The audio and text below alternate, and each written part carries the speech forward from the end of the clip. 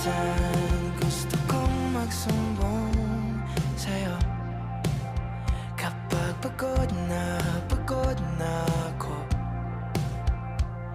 Tama pa bang init na yakap mo ang hinahanap ko?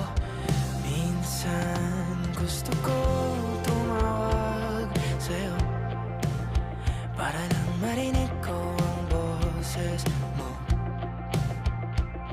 Mali na ba kapag nakangiti ako? Hinahanap